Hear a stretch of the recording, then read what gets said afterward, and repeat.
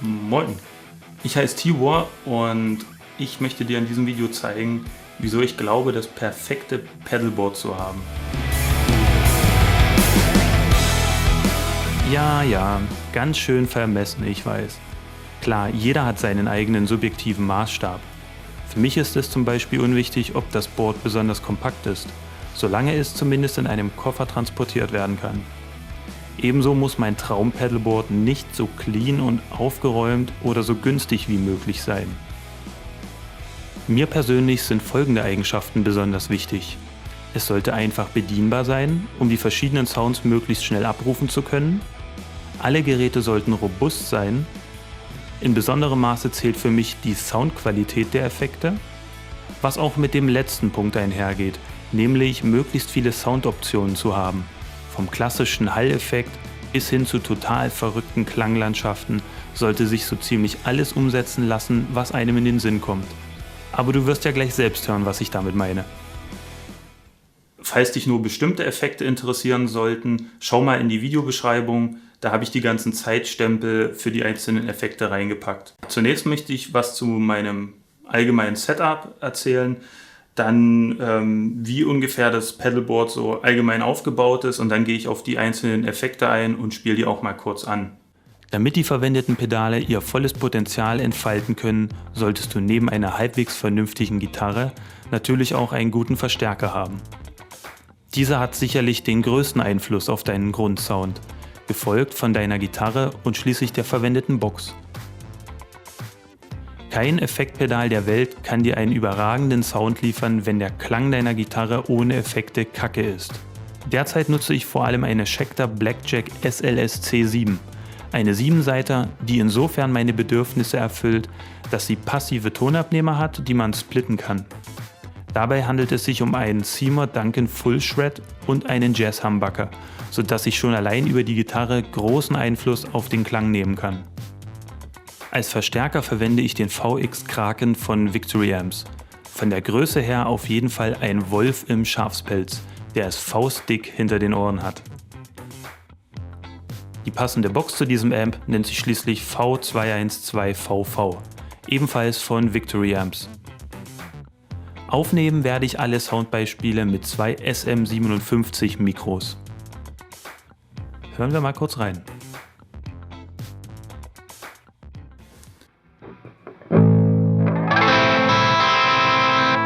Ja, das ist der Clean Channel, also eigentlich gibt es ja keinen Clean Channel, es gibt nur Gain 1 und Gain 2. Gain 1 ist bei mir schon, ja, ich glaube auf 10:30 Uhr, ja 10 Uhr, also es ist schon relativ crunchy. Aber wie gesagt, mit der Gitarre kann ich auch auf den Jazz-Pickup umstellen, dann sind wir bei so einem Sound. Wenn ich den noch ein bisschen zurückdrehe, wird es noch weicher und wenn ich den Tonabnehmer noch splitte, dann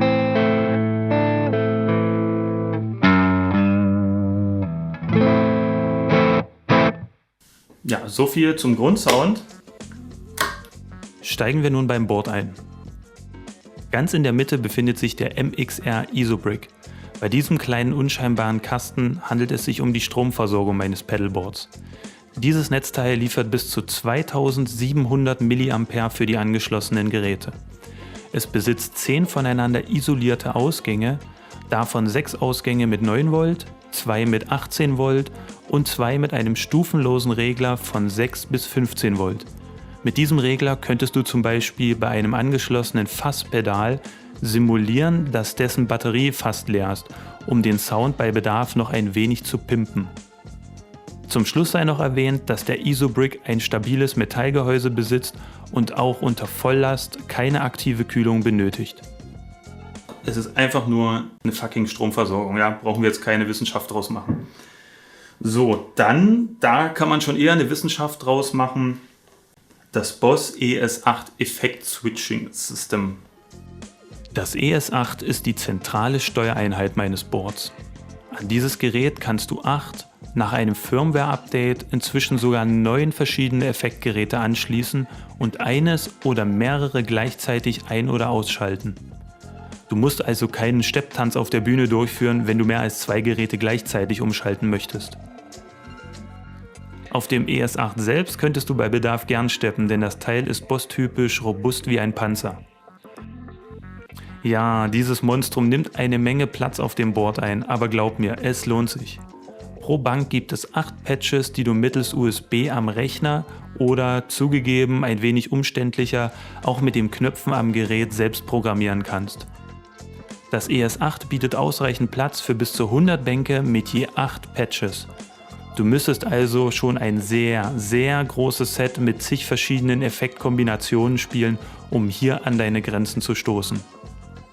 Streng genommen schaltest du deine angeschlossenen Geräte nicht wirklich ein oder aus, sondern du aktivierst sie bei Bedarf, da sich jedes Gerät in einer separaten Effektschleife befindet. Die angeschlossenen Pedale müssen daher stets eingeschaltet bleiben. Das Geniale dabei ist, dass du im ES8 die Reihenfolge der einzelnen Effektschleifen pro Patch ändern kannst, ohne deine Effektgeräte jedes Mal aufwendig umstecken zu müssen. Natürlich kann das ES8 auch MIDI-Befehle versenden und empfangen, was ich rege dafür nutze, um meine Strymon-Geräte anzusteuern, die wir später näher beleuchten werden. Über diese Funktion kann ich beispielsweise beim Aktivieren eines Patches mehrere MIDI-Befehle für verschiedene MIDI-Kanäle rausschicken, um etwa Effekte abzurufen, ein bestimmtes Tempo an alle Geräte rauszuschicken oder sogar einzelne Parameter zu verändern, die ich anderenfalls manuell über die Drehregler einstellen müsste. Darüber hinaus kannst du deine Effektgeräte oder deinen Verstärker ansteuern, indem du die diversen Expression- und Control-Ausgänge des ES8 verwendest. Schließt du an einen der Control-Ausgänge ein Stereo-Kabel an, kannst du sogar 2 Befehle an dasselbe Gerät rausschicken. Eine Besonderheit meines Amps ist, dass er je 2 voneinander unabhängige Gain-Kanäle und Master-Kanäle besitzt. Daher kann ich zum Beispiel im ES8 einprogrammieren, dass ein bestimmter Patch Gain 1 und Master 2 aktivieren soll, ein anderer Patch hingegen Gain 2 und Master 1 und so weiter. Und damit erspare ich mir natürlich wieder ein zusätzliches Pedal. Also von Victory, ihr seht, ich habe es noch nicht mal hier ausgepackt. Das kam damals mit bei dem Amp. Damit könnte ich eben Gain 1.2 und Master 1.2 umschalten. Und genau diese Funktion kann ich eben mit dem ES8 auch programmieren und muss dann nicht hier irgendwas bedienen. Es gibt noch viele weitere Funktionen, die aber den Rahmen dieses Videos sprengen würden. Ich jedenfalls möchte nie wieder auf einen Looper verzichten müssen. Okay, soviel zu der Steuereinheit. Die hat ja noch nichts mit dem Sound an sich zu tun, mit den Pedalen. Damit geht es jetzt weiter. Gehen wir das Ganze einfach mal so, wie der Effektweg ist, von der Gitarre bis zum Amp, gehen wir das einfach mal von vorne nach hinten durch. Also das Signal geht erstmal aus der Gitarre raus und landet dann in dem Chromatic Tuner. Das ist jetzt kein Gerät, mit dem ihr eure verchromten Autoteile tunen könnt, sondern ein einfaches Stimmgerät. Ja. Dann geht das Signal von dem Stimmgerät in den Input von dem ES8 und von dort wird es an die einzelnen Effektgeräte verteilt. Die Reihenfolge ist dabei wie erwähnt irrelevant, weil man sie ja noch über das ES8 beliebig verändern kann. Wenn ich mehrere oder gar alle Effektgeräte einschalte, nutze ich aber meistens schon die folgende Reihenfolge. In der ersten Effektschleife befindet sich mein Wah-Pedal, das Crybaby CB535Q, eins der vielseitigsten Wah-Pedale mit tollem Sound. Auf der rechten Seite befindet sich ein größerer Regler, mit dem sich das Frequenzzentrum des Wah-Effekts einstellen lässt, sowie ein kleiner Boost-Knopf, mit dem man die Signallautstärke beispielsweise für ein Solo anheben kann. Auf der linken Seite hingegen gibt es 2 kleine Regler. Mit dem einen stellt man die Lautstärke des Boost-Knopfes ein, den wir gerade gesehen haben, und mit dem anderen Regler kann der Bandbreitenfilter reguliert werden.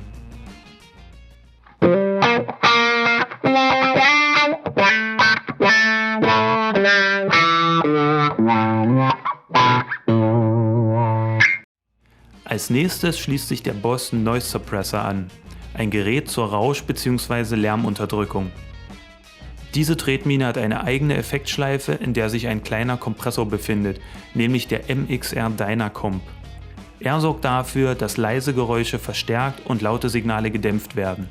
Der Klang wird je nach Einstellung mehr oder weniger stark komprimiert, daher auch der Name Kompressor. Und das Gitarrensignal klingt dichter, Lautstärkeunterschiede werden verringert und Töne klingen etwas länger. Durch diesen Umstand werden leider auch unerwünschte Nebengeräusche schneller hörbar, sodass es sehr sinnvoll ist, das Teil mit dem NS2 zu kombinieren. Hören wir uns mal ein plakatives Beispiel an. Ja, jetzt hört man relativ wenig, wenn ich aber den Noise Suppressor ausmache, ist das schon eine andere Liga, ne?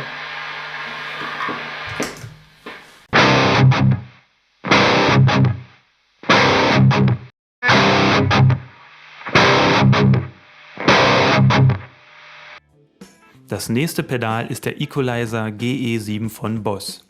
Wie bei Equalizern üblich, kannst du hiermit die Lautstärke bestimmter Frequenzen regeln. Also zum Beispiel die Tiefen absenken, die Höhen pushen.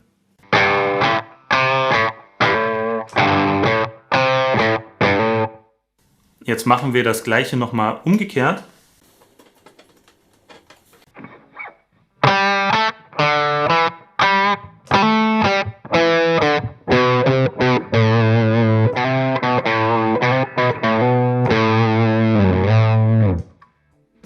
Besonders in Kombination mit anderen Effekten kannst du mit einem Equalizer einen ganz speziellen Sound kreieren oder unerwünschte Frequenzen abmildern bzw. ausblenden. Außerdem kann man den GE7 dank des Levelreglers auf der rechten Seite auch als Booster verwenden, etwa in Solopassagen. Diesen Boost kannst du dir aber auch zunutze machen, indem du diese Einstellung wie einen weiteren Kanal deines Verstärkers einsetzt. In meinem Fall erhalte ich neben meinem crunchigen ersten Kanal und dem stark verzerrten zweiten Kanal einen Sound, der sich irgendwo dazwischen befindet. Hierfür aktiviere ich das Pedal zusammen mit meinem Kanal 1 und erhalte Folgendes.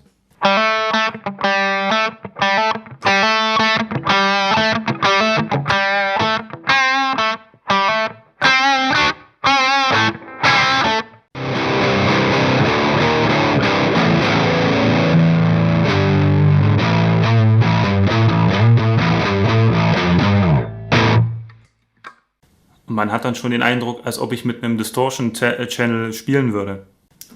Channel. Obwohl es eigentlich mein Clean-Channel ist, mit dem ich auch sowas hier spielen kann.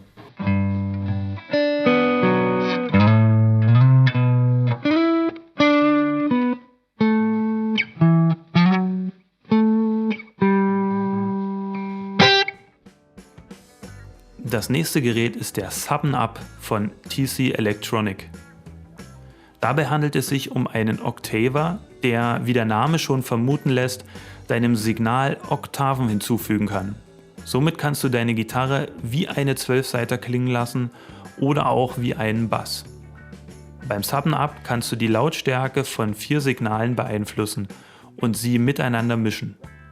Das trockene Ausgangssignal deiner Gitarre, eine Oktave darüber, eine Oktave darunter und sogar ein Signal, das sich ganze 2 Oktaven unter dem von dir gespielten Ton befindet.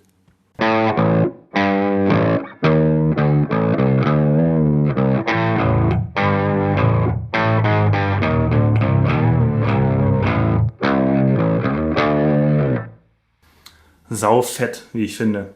Noch geiler wird das natürlich, wenn man verzerrt spielt.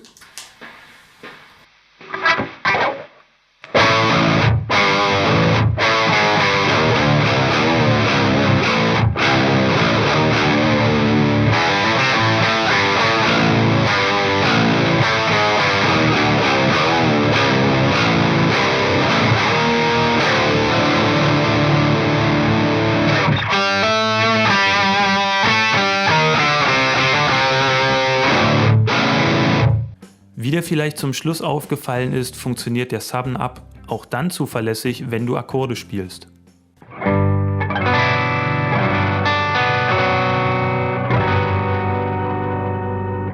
Das funktioniert deshalb so gut, weil wir uns derzeit im sogenannten Poly-Modus befinden. Daneben gibt es noch den Classic-Modus, der wie ein analoger Octaver funktioniert. wobei dieser Modus Schwierigkeiten dabei hat, Akkorde immer richtig zu tracken.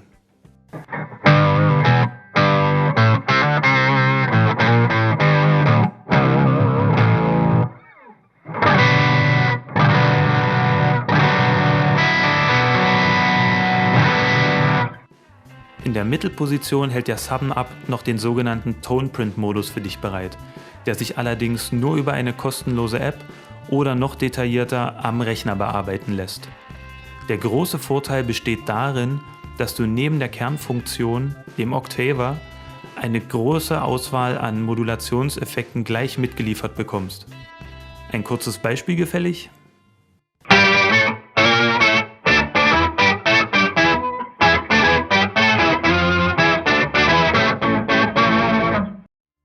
Kommen wir nun zu einem ziemlich brutalen Gerät, dem Kaputt Monkey Fuzz von Leaf Audio. Dieses tödliche Teil kann man nach wie vor nirgends kaufen, sondern nur in einem Workshop von Leaf Audio selbst zusammenbauen, was ich jedem nur wärmstens empfehlen kann, um mal einen Einblick in das Innere von Effektgeräten zu bekommen. Beim Kaputt Monkey Fuzz ist nicht nur der Name total krank, sondern auch der Sound. Ganz wichtig, verwende ihn am besten nicht mit einem allzu verzerrten Signal.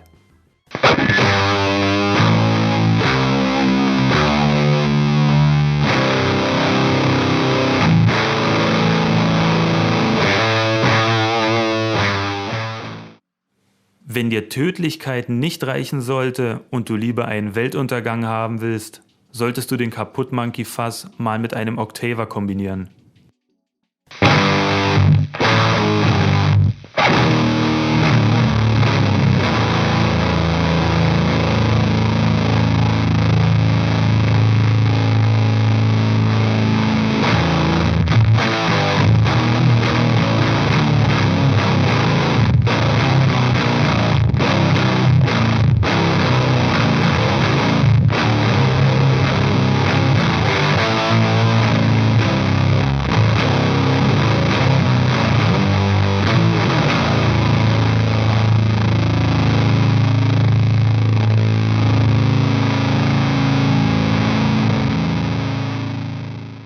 Nachdem unser Gitarrensignal nun über das letzte kleinere Effektgerät wieder zum ES8 zurückgelangt ist, wird es von dort an den Eingang des Verstärkers geschickt.